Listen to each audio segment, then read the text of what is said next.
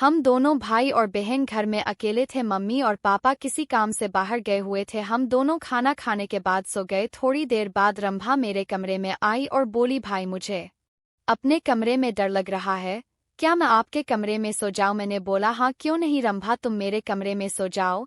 जब आधी रात हुई तो मैंने देखा कि रंभा, यह कहानी मेरी और मेरी बहन की है। यह उस समय की बात है जब मैं इंटर क्लास में पढ़ रहा था। मेरी बहन रंभा भी 10वीं क्लास में पढ़ रही थी। उसकी उम्र 18 साल थी। वैसे मैंने कभी भी रंभा से कोई भी गलत शब्द नहीं बोला था। एक दिन रंभा के पास मेरी मामी का फोन आया और उन्होंने बताया कि उनके घर कुछ प्रोग्राम रखा हुआ है, इसलिए तुम और जीजा जी जरूर आना। दोस्तों, उस दिन संडे था। हम दोनों भाई बहन घर पर अकेले थे। शाम के 4 बज चुके थे। मामी ने मुझसे कहा कि शुभम, तुम्हारी मामी का फोन आया है, उनके यहाँ कुछ प्रोग्राम है, मैं और तुम्हारे पापा तुम्हारी मामी के यहाँ पर जा रहे हैं, तुम अपनी बहन के साथ घर पर ही रहना और उसका ख्याल रखना। मैं मम्मी से जिद करने ने लगा कि मम्मी, मैं भी आपके साथ चलूंगा, लेकिन मम्मी ने साफ मना कर दिया। बोले कि घर तुम्हारी बहन का ख्याल कौन रखेगा? वह बोले, अगर तुम भी साथ चलोगे तो क्या तुम्हारी बहन घर पर अकेली रहेगी?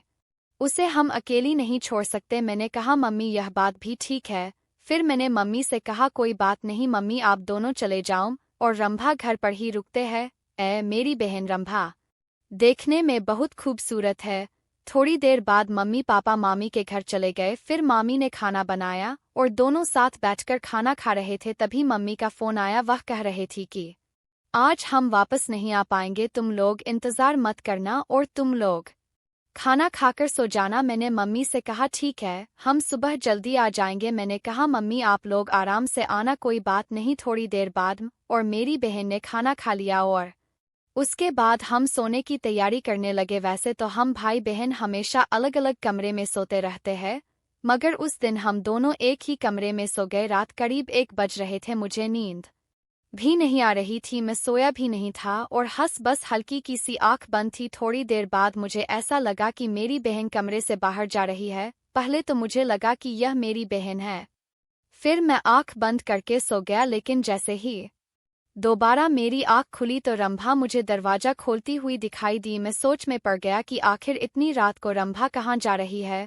उसके बाद मैं उतना ध्यान नहीं दिया, क्या पता वह बाथरूम जा रही हो। काफी देर हो गई लेकिन रंभा अभी भी वापस नहीं आई। मैं रंभा को खोजते हुए उसके पीछे चला गया। मैं सब तरफ देखा मगर रंभा दिखाई नहीं दी। मैंने सोचा इतनी रात को रंभा कहाँ गई होगी। फिर मैं बाहर रांदे में गया। वहां जाकर मैंने कुछ ऐसा देखा जिसे देखकर मेरे हाथ पैर सुन पड़ गए। मेरी बहन घर के बगल में एक लड़के से बैठकर बातें कर रही थी। अभी तक रंभा को पता नहीं था कि मैं उसे देख रहा हूँ। उस समय तो मैंने कुछ नहीं कहा। मैं देखकर वापस आने कमरे में आकर सो गया। करीब आधे घंटे मैंने अपनी बहन का इंतजार किया। उसके बाद रंभा धीरे धीरे दबे पाम कमरे में आई और चुपके से सो गई। फिर जे देकर मैं उठा और अपनी बहन से बोला, कैसे नाटक क्यों कर रही हो, जैसे कितनी गहरी नींद में हो। मैंने कहा, यह सब गलत है रंभा, इस तरह से चुप चुप कर किसी से मिलना, उससे बातें करना, यह बिल्कुल गलत है।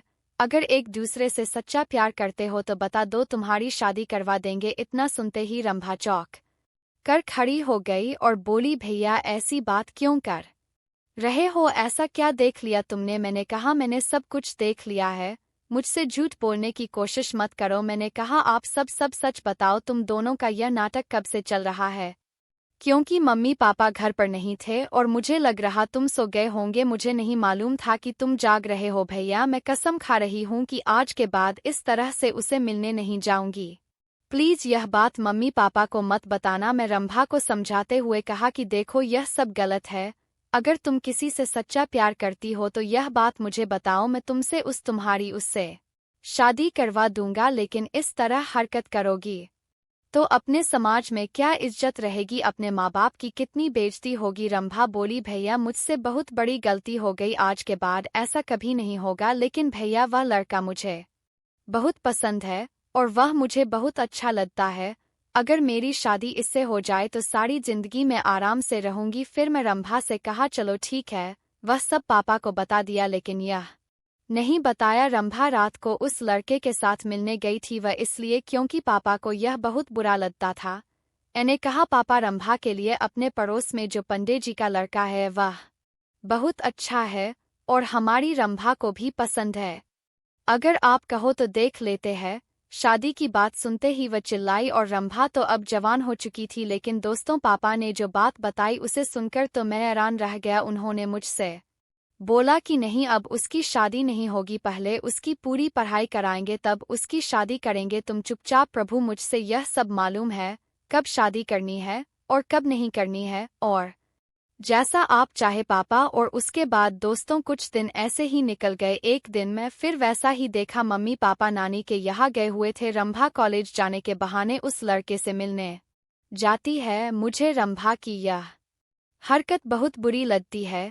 मैंने उसको समझाने की बहुत कोशिश की। मैंने कहा, रंभा तुम यह सब गलत कर रही हो, अगर तुम नहीं मानोगी तो मैं सब कुछ पापा को बता दूंगा। रंभा डर गई और बोली, भैया सॉरी, आज के बाद मैं यह सब नहीं करूंगी। लेकिन मैं क्या करूं, अब बड़ी हो चुकी हूं, प्लीज मेरी शादी उसे करवा दो। लेकिन क्या करूं पापा, मेरे आगे नहीं चलती रंभा, मुझे कुछ नहीं मालूम। तो मैं रंभा से कहा, एक रास्ता है मेरे पास, लेकिन वहां मैं तुम्हें रात में बताऊंगा। उसके बाद दोस्तों शाम हो गई, हमने खाना खाया और सोने के लिए अपने कमरे में चले गए। रात को रंभा ने पूछा, अच्छा तुम कौन सा रास्ता बताने वाले थे तो बताओ वह कौन सा रास्ता है। उसके बाद मैंने दोस्तों रंभा से पूछा कि रंभा सबसे पहले तो मुझे सच सच बताओ कि तुम्हें वो लड़का पसंद है या तुम्हें ब्लैकमेल कर रहा है। तो रंभा बोली, भैया वह लड़का मुझे सच में बहुत पसंद है, मैं उसके साथ पूरी जिंदगी गुजारना चाहती हूँ, क्योंकि अब बड़ी हो चुकी हूँ और मेरा भी मन करता है किसी से प्यार परी बातें करने को, लेकिन कोई नहीं है कि यह तू लड़का मुझे बहुत पसंद है और इसी से मैं शादी करना चाहती हूँ। इसलिए मैं आपको कह रही हूँ कि पापा से रिक्वेस्ट करके मेरी इस लड़के के साथ शादी करवा दो। लेकिन क्योंकि मैं इसके साथ बहुत खुश रहूंगी और यह लड़का अच्छा काम करता है। उसके बाद मैं रंभा से कहा कि ठीक है रंभा, एक बार मैं पापा से फिर से रिक्वेस्ट करता हूँ। तो दोस्तों अगले दिन जब पापा घर पर आए तो मैंने पापा के साथ हाथ पैर जोड़े, उन्होंने सारी बातें सच बता दी। उसके बाद रंभा भी पीछे पड़ गई, उसकी आंखों में आंसू देखकर पापा भी पिघल गए। उन्होंने कहा, ठीक है जल्दी से तुम्हारा रिश्ता हम करवा देते हैं। फिर अगले दिन पापा उस लड़के के घर गए उसको देखने और उसका कारोबार वगैरह देखा। उसके बाद पापा को भी वह लड़का पसंद आ गया और हमने रंभा की शादी उस लड़के से तय कर दी। फिर 10 दिनों में रंभा की शादी उसके साथ करवा दी और अब रंभा उसके साथ बहुत खुश है और वह अपनी जिंदगी हंसी खुशी काट रही है और उसका एक बेटा भी